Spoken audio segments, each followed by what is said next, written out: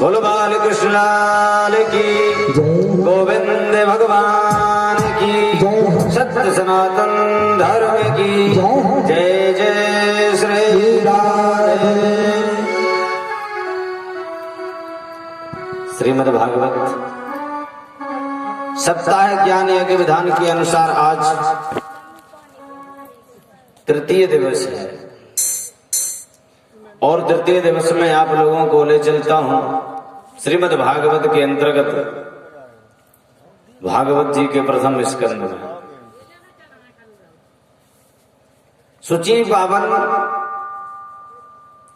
नैमिषारण्य क्षेत्र में 88,000 ऋषि एक आसन पर बैठकर परमात्मा का चिंतन करते हुए परमात्मा की मंगलमय कथा श्रवण कर रहे हैं। वेदव्यास भगवान के परम प्रिय शिष्य सूत जी महाराज अपने व्यास मंच पर बैठकर परमात्मा का चिंतन करते हुए परमात्मा की मंगलमय कथा सौनकादि 88,000 ऋषियों को श्रवण करा रहे हैं। कल आप लोगों ने श्रवण किया था कि परीक्षित का जन्म किस स्थिति में हुआ। परीक्षित के जन्म की, कर्म की और विलयन की यहां से कथा प्रारंभ होती है। अश्वत्थामा को जब सभा से धक्का देकर के प्यारे बाहर निकाल दिया तो इसके अंदर बदले की भावना जागृत हुई। जबको इसे शुक्रगुजार होना चाहिए, इसे शुक्रगुजार होना चाहिए अर्जुन का कि अर्जुन ने मेरा वध नहीं किया, मात्र मेरे मस्तक से मणि निकाली है और मुंडन करवा दिया, बालों का सभा से धक्का देकर बाहर कर दिया।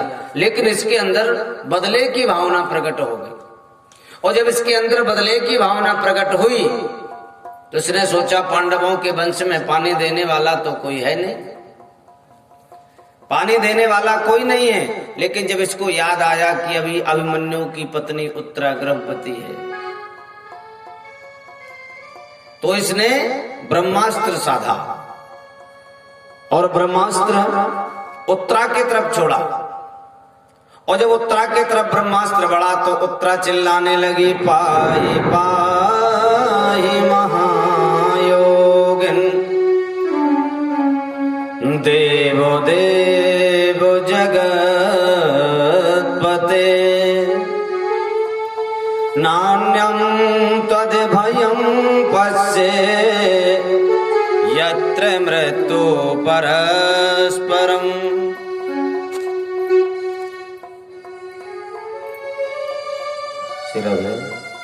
डिस्टर्ब नहीं करो बीच में।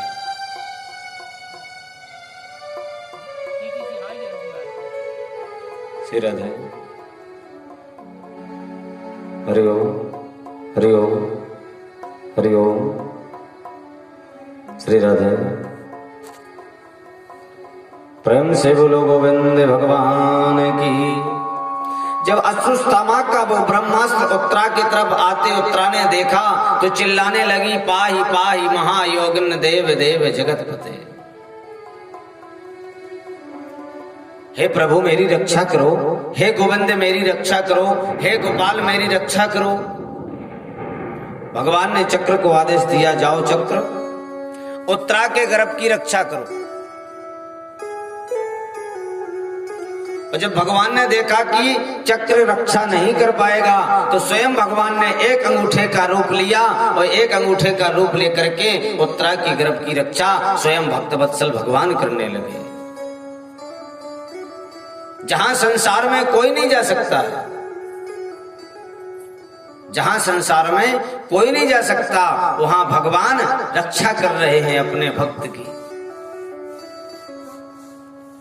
और एक आध घंटे नहीं, भगवान उस बालक के साथ पूरी रात गर्भ के अंदर रहे। और जब उस बालक ने जन्म लिया तो जन्म लेते ही वो चारों तरफ देख रहा है कि जिसने मुझे दर्शन दिए वो दिखाई नहीं दे रहा है।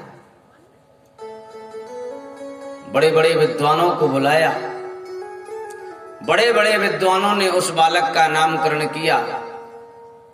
जिसके साथ भगवान विष्णु एक रात रहे हों उस बालक का नाम रखा पहला विष्णु रात। उस बालक का नाम रखा विष्णु रात। फिर विद्वानों ने बताया कि जो पराई इच्छाओं की पूर्ति करने वाला होगा उस बालक का नाम होगा पारीक्षित। उस बालक का नाम रखा पारीक्षित। भगवान ने कहा, अब मैं द्वारका जाना चाहता हूं, मुझे काफी दिन हो गए यहां, अब मैं अपनी नगरी द्वारका को जाना चाहता हूं। हे श्री कृष्ण द्वारिका वासन, देव देव जगतपते। कन्हैया ने कहा, बुआ अब मैं द्वारका जा रहा हूं, मुझे आज्ञा प्रदान करो। तो कुंती बुआ के नेत्रों से आंसू आ गए। अरे कन्हैया, तुझे संसार में कौन रोक सकता है? तुझे रोकने की सामर्थ्य किसमें है? तू तो घट घट वासी है, अंतर्यामी है, तुझे कौन रोक सकता है?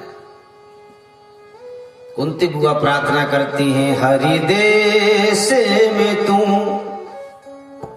हरि बेस में तू, तेरे नाम अनेक तू एक ही है।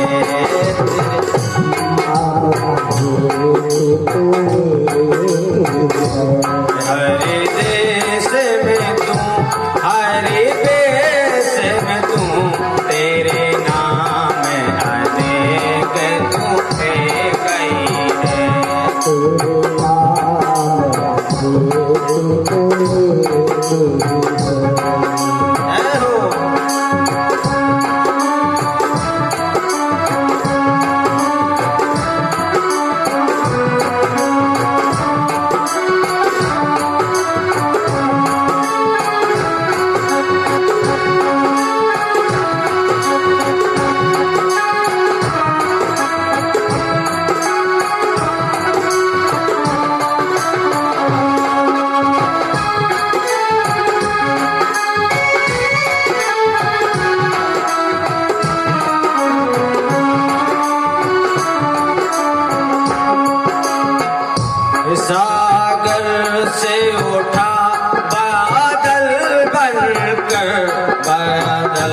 से घेरा बरसा बनकर।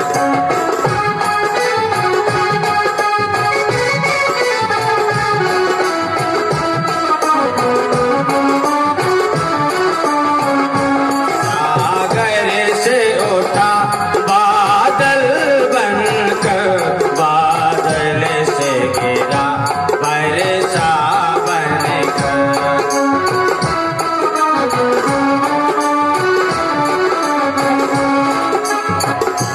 हरि देश में तू, हरि बेश में तू, तेरे नाम अनेक दुख एक ही है, तेरे नाम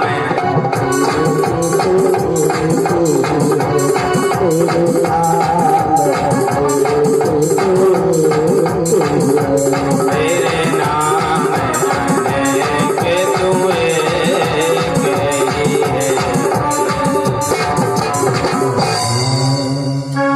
कुंती ने कहा, अरे कन्हैया तेरे तो नाम अनेक हैं, लेकिन तू एक है।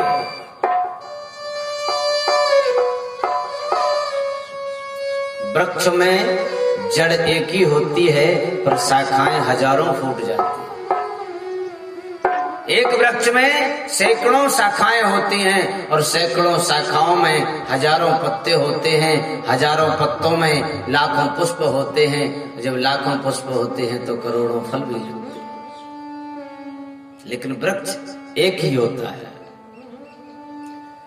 कन्हैया ने कहा, नहीं बुआ, मैं परमात्मा नहीं हूं, मैं भगवान नहीं हूं, मैं केवल तुम्हारा भतीजा हूं, मैं केवल तुम्हारा भतीजा हूं। बुआ के नेत्रों में आ गए, अरे कन्हैया क्यों भटकाता है तू परमात्मा है। कन्हैया ने कहा, अगर मैं परमात्मा हूं तो मांग लो बुआ, तुम क्या चाहती हो। आज तुम जो मांगोगी मैं तुम्हें दे दूंगा, मांगो। बुआ के नेत्रों में आंसू आ गए, कन्हैया क्या जो हम मांगेंगे वो मुझे मिल जाएगा। बोले हाँ मिल जाएगा, मांगो। बुआ जी बोली, कन्हैया जो हम मांगेंगे वो मुझे मिलेगा। बोले हाँ। देखो बुआ क्या मांग रही हैं। बोले विपिदा संतोना शाश्वत, तत्र तत्र जगत गुरु, भवितो दर्शनम यतस्याद पुनर्भव दर्शनम। कुंती बोली, बुआ, कुंती बुआ ने कहा, कन्हैया अगर मुझे तुम कुछ देना चाहते हो तो कन्हैया मुझे विपत्ति दे दो। भगवान सामने खड़े हैं और भगवान से मांग रही है, तो क्या मांग रही है? विपत्ति। है संसार में कोई ऐसा भक्त कि भगवान सामने खड़े हो और कोई विपत्ति मांगे? कोई राज मांगेगा, कोई दौलत मांगेगा, कोई पाठ मांगेगा, कोई विपत्ति नहीं मांगता। लेकिन धन्य कुंती बुआ को आज कन्हैया सामने खड़े हैं, लेकिन जब मांगने के लिए कन्हैया ने कहा तो विपत्ति मांग रही है। कन्हैया के नेत्रों में आंसू आ गए। अरे बुआ, अरे जब से तेरा जन्म हुआ आज तक तुझे सिर्फ विपत्ति की और कुछ नहीं मिला। अरे तुम्हारा जन्म हुआ सूरसेन महाराज के यहां, लेकिन कुंती भोज राजा के कोई संतान ना होने के कारण तुम्हारे पिताजी ने तुम्हें कुंती भोज राजा को दे दिया। तब से तुम्हारा नाम कुंती हो गया। कुंती का नाम कुंती नहीं, कुंती का नाम है प्रथा। अरे जिस पति से तुम्हारा विवाह हुआ बुआ, वो पांडु रोगी था, क्या ये दुख नहीं है? युवावस्था में तुम विधवा हो गई, ये दुख नहीं है? अरे तुम्हारे पुत्रों को लाक्षागृह में जलाया गया, इससे बड़ा कोई दुख है? तुम्हारे पुत्रों को 12 वर्ष का वनवास, 1 वर्ष का अज्ञातवास, इससे बड़ा कोई दुख है? तुम्हारे पुत्रों को जो भारत के सम्राट हैं, ऐसे महान वीरों को राजा विराट के यहां नौकरी करनी पड़ी, इससे बड़ा कोई दुख है? तुम्हारी पुत्र वधू को बीच सभा में जिसकी साड़ी खींची गई, क्या इससे बड़ा कोई दुख है? और आज जब मैं सुख देने के लिए खड़ा हूं तो बुआ तुम मुझसे विपत्ति मांग रही हो, तुम मुझसे विपत्ति मांग रही हो। कुंती बुआ के नेत्रों में आंसू आ गए। अरे कन्हैया, सुख के माथे सिल पड़े जो हरि हृदय भुलाए, ओ बलिहारी बा दुख की जो पल पल नाम रटाए। जब हमारे पास सुख होता है तो हम भगवान को भूल जाते हैं, जब हमारे पास दुख आता है तो हम भगवान को याद करते हैं। तुलसीदास जी भी लिख रहे हैं, दुख में सुमिरन सब करे, सुख में करे न कोई, और जो सुख में सुमिरन करे तो दुख काहे खाहो। यदि हम सुख में सुमरन करते रहें तो दुख मेरे पास नहीं आएगा, लेकिन हम सुख में सुमरन नहीं करते हैं। जब हमें कोई कष्ट होता है तब भगवान को हम याद करते हैं। कुंती बुआ बोली, कन्हैया सबसे बड़ी संपत्ति क्या है? सबसे बड़ी संपत्ति यह है कि जो परमात्मा को 24 घंटा याद करे उसके पास सबसे बड़ी संपत्ति होती है। और जो परमात्मा को भूल जाए उससे बड़ी संसार में कोई विपत्ति नहीं होती है। गोस्वामी जी लिख रहे हैं, कहे हनुमंत विपत प्रभु सोई,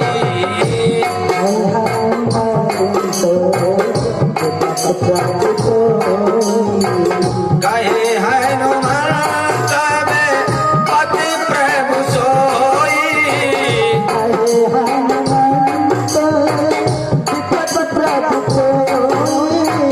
तब तब भजन ना सुमिरन होई, तब तब भजन ना सुमिरन होई। जय सिया राम, जय जय सिया राम, जय सिया राम, जय जय सिया राम।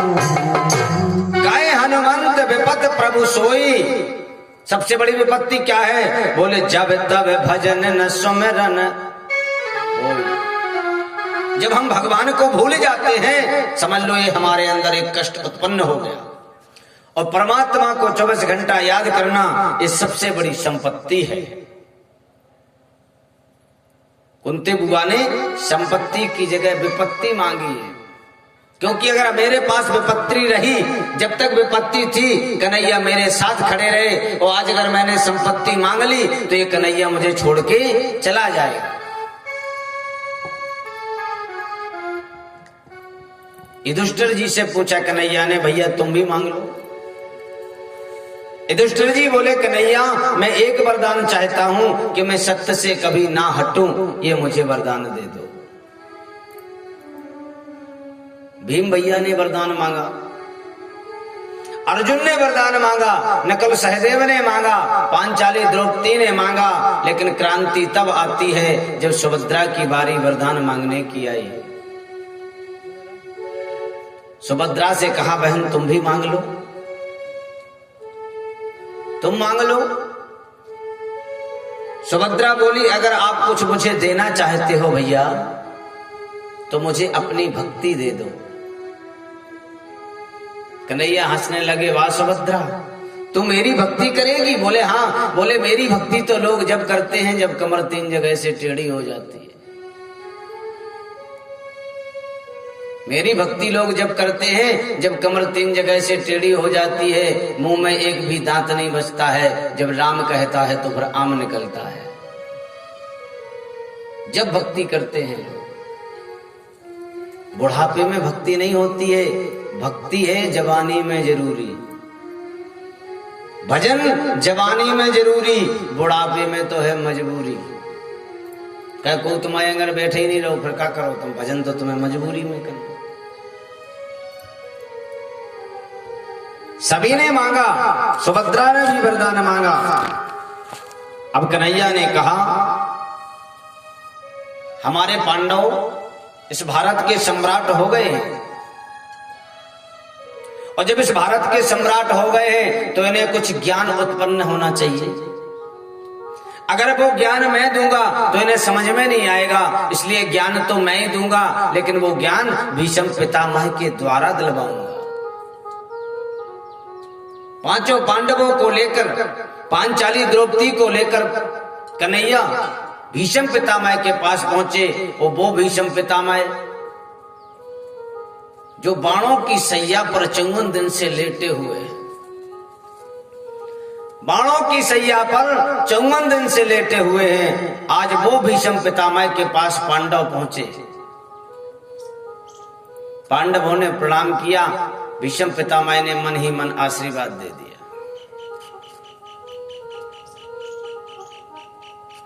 कन्हैया पहुंच गए। अरे कन्हैया बाबा, तुम्हारे पुत्र इस भारत के सम्राट हो गए हैं, इन्हें कुछ ज्ञान प्राप्त कराओ। भीष्म पितामह बोले, दान धर्मान राज धर्मान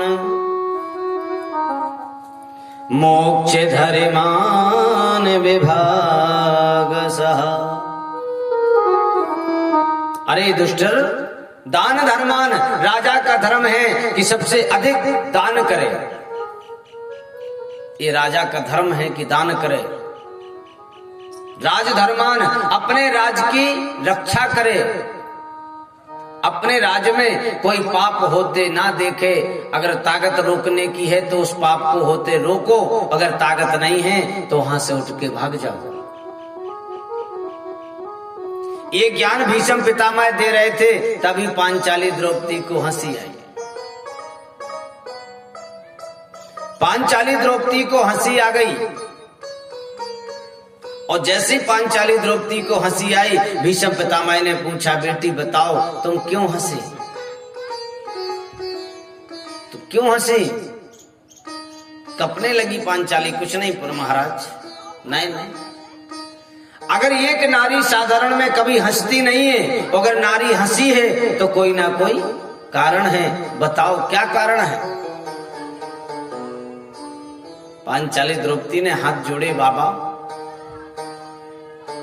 जो आप ज्ञान दे रहे हो कि पाप होते मत देखना, और जब दुशासन मेरी साड़ी को खींच रहा था उस समय आप वहीं बैठे थे, ना तो आप उठ के भागे, ना आपने दुशासन को रोका, और आप कह रहे हो पाप होते नहीं देखना।